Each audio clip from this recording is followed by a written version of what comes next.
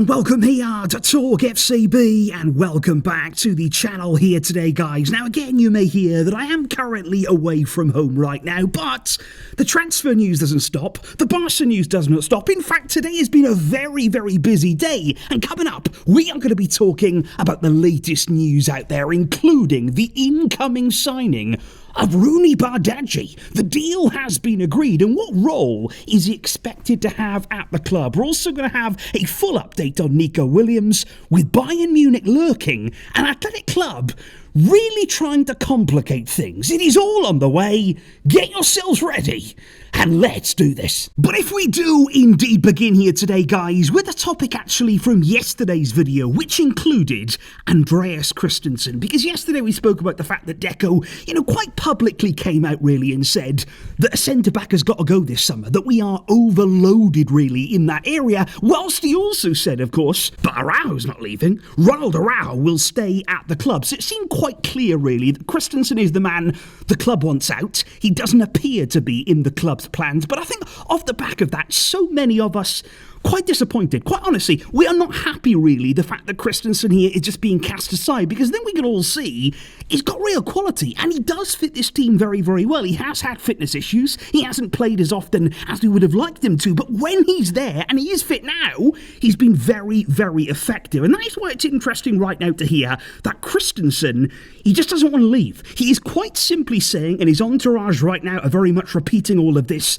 he wants to stay at Barca. He has 1 year left on his current deal, so he has full license to remain at the club until next summer, and he does not want to go this summer. He has already had apparently offers from Saudi Arabia, big offers coming in. We know they're out there, we know they would be interested in him. He doesn't want to go there. He has rejected those big offers because he wants to fulfill his contract, and he can do that if he wants to. And I've got to be honest, guys, I am a bit conflicted right now, because on the one hand, usually in these situations, if the club want a player to go, and then the player in question turns around and just says, no, I'm not going, I don't want to go, I'm going to dig my heels in. Usually, we don't like that. Usually we need these players to go.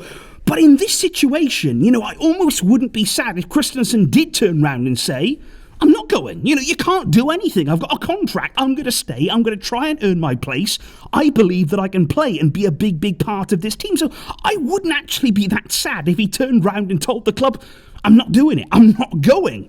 But I think it's a bit of a catch-22 though, because although we rate Christensen, although we would be happy to keep him at the club, the reality is we still need players to leave this summer. We will still need departures and key players, big wages coming off the wage bill in order to register somebody like Nico Williams. So if Barca needs somebody like Christensen to go, is there other players, that could depart instead? Are there other areas maybe that we can make up the money? Because personally, I don't want him to go. I don't think that he will go. I don't think that he wants to go at all. But it's going to be interesting to see what should happen on this, guys. And again, let me know your thoughts on this Christensen situation. But I think speaking right now about potential departures, speaking here about potentially helping the club with players leaving, well, one departure that would certainly help Barca, particularly when you're thinking about wages this summer, it has to be Ansu Fati. Of course, it's been made very clear to him now for several months, you are not part of the club's plans here. They've been trying to find an exit for him, somewhere for him to go, and ultimately play some football. Let's get him out on the field some way or another. We need to see Ansu playing. And well, negotiations have been ongoing for quite a long time with Monaco. This has actually been a bit of a longer drawn out transfer than I was expecting, because at first it seemed as though everything was going quite smoothly. But I think the reason here, the fact that it's taken so long, is because of that Ansu Fati salary. You can't forget right here, this is a player who earns over 100,000 euros a week. It is a big contract, and Barca are very eager for Monaco to take on as much of those wages as they possibly can, all of them ideally, but that has certainly been the stumbling block there in negotiations. But right now, here today this morning, Fabrizio Romano says that this week, in the week ahead here, Monaco are planning Ansu Fati's medical. Now that's going to be a big moment in itself there to make sure that Ansu is all fine physically. We know he's had such cruel, such painful injury complications, but if they are indeed scheduling that medical, that's a big deal. That is a significant step here, the final step really, before this move does take effect. So we have to believe right now that negotiations are finally being wrapped up between Monaco and Barca. It is expected to be a loan deal with an option to buy, but again, we're not sure how much that will be, how much of those wages they're taking on. All of that will come to light in these days ahead. But again, guys, sticking right here with the whole FFP situation, that is always going to be vital. You know, in any Barca transfer window, it's all going to be about FFP. It's all about timing as well, because we are going to see some things here happen before the end of this month. And I'm thinking here, in terms of somebody like Frenkie de Jong, what we are hearing today from Gerard Romero is that Barca would like to wrap up his all-important contract renewal by the end of this week, by the end of June. That is something there the club would like to do, because if they can get that new deal agreed, it will also help with FFP, and they want to put all the savings that they possibly can in this financial year. Before the end of this month is over, that's when the financial year ends for Barca, and that's why it's vital from an FFP point of view to get those savings in now, make those numbers, make those figures look as good as they possibly can. And that is why incomings, you know, things like signings, things there like Nico Williams, like Roony Bardghji, we're going to talk about in just a moment's time, that's going to be done more in July, in the next year. And that is done by design from Barca. So they are right now working on that Frenkie renewal. We're all been waiting for it to happen. We've all been very, very excited given the fact that he played so well in the final months of the season. That is expected to happen. He is going to be staying at the club, and Barca hoping that can be done right now to help the finances, to help the financial year by the end of this month. But indeed, guys, if we do indeed move on now to talk about Roony Bardghji, and this is a really, really interesting, fascinating deal in my opinion, and it's one that's moved incredibly quickly. It was only a few days ago when Fabrizio Romano himself broke the news that Barca were very much interested in this young, talented right winger from FC Copenhagen, and now, incredibly, the deal is done. I mean, that was lightning speed for Barca. They do not usually work that quickly, but this deal, it is completely wrapped up. It's got the Fabrizio here we go treatment. Copenhagen have accepted Barca's €2 million offer plus add-ons for Roony Bardghji, 19 years old, like I say. Porto were also interested. They apparently matched that Barca offer, but surprise, surprise, the player chose Barca. You know, we hear that a lot, and it's always nice. You know, every single player that does say, look, I want Barca. Of course I want to go. I want to play there. I want to be part of that club. It's always an amazing feeling. Now, in this deal, Copenhagen will actually retain a 15% sell-on clause, and that's there being agreed by the two clubs. And all that's left remaining now on this is to complete a medical. And again, that will be absolutely key, given the fact that he is not too long since returning there from an ACL injury. So it's very, very important there to give him a good check over. But I say that Barca have actually worked quickly on this deal, but it's actually possible here.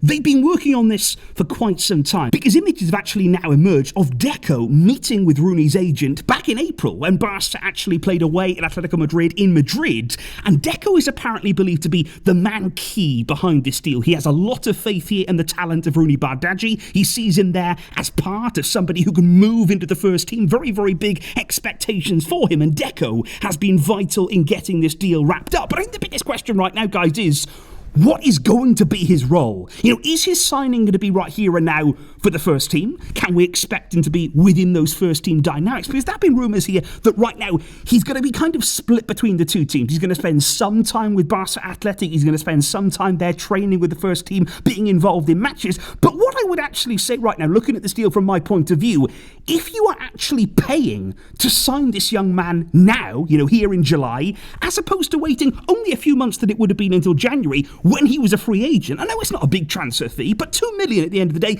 is $2 million. Barca clearly want to bring him in now. They want to sign him and have him part of the squad now. And that means to me, I think they're planning on using him now. I don't think we're going to see him just staying, you know, and being part of Barca Athletic. I think he is going to be part, very much so, of the pre-season picture at Barca, of those first team dynamics. And if he's ready, I think he's going to come in and be part of the depth here in the wider areas. Because you can't forget, guys, last season, we had nothing out wide. We had Rafinha, we had Yamal in that starting lineup. But outside of that, in terms of natural wide players, they weren't there. You know, the options simply were not there for Flick to rotate, to freshen things up. And I think especially with Yamal on that right side here, somebody who Roony Bardghji can actually learn from. You know, I know it's weird, he's actually older than Yamal. It's quite extraordinary, really. But he can learn from somebody there as talented as Yamal is. And Yamal needs more rest. There's no denying that on my side. Because I think in the last season, we were very lucky with Lamine, that he was able to play so much football, that he was able to handle all of those demands. It wasn't easy for him, but we were lucky that he avoided real injury problems. I think we overplayed him, we overburdened him.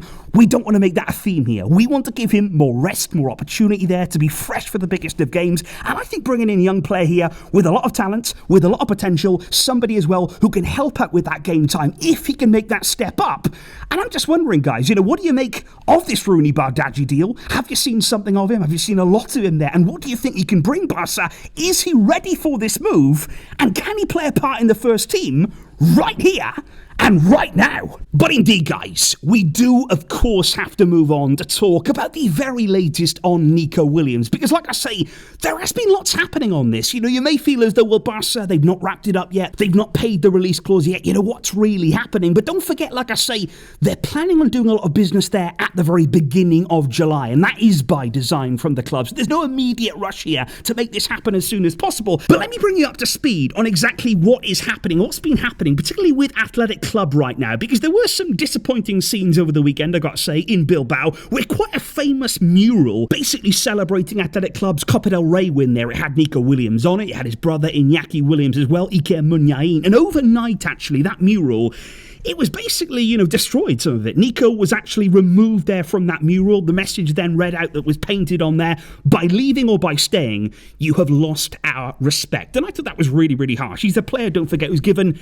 everything that he could for the club. He's helped them win titles. He's helped them qualify for the Champions League here in this season. I think he does deserve much, much more respect than this. And that is why Athletic Club, they actually released a statement there condemning those actions. They said that it doesn't represent what they stand for. It doesn't represent the club. But I've got to say personally, that some of the things that Athletic Club are doing right now, they're talking about respect here for Nico. I'm not sure they're actually showing him as much respect as maybe he deserves as well. Because let's talk first of all here about that Bayern offer. They have made a second and improved offer to Nico Williams there in terms of the contract they would offer him. They are now willing to pay him 10 million net. That's net salary, not gross there. 10 million net. So that could reach maybe 20 million gross for Nico Williams this summer. That's a big offer. That is a lot more there than what Barca are offering. And many Bayern fans are saying, well, why are we doing this though? A lot of people are saying, well, why are we still in for a player that has rejected us, that doesn't really want to come here? He clearly wants to join Barca.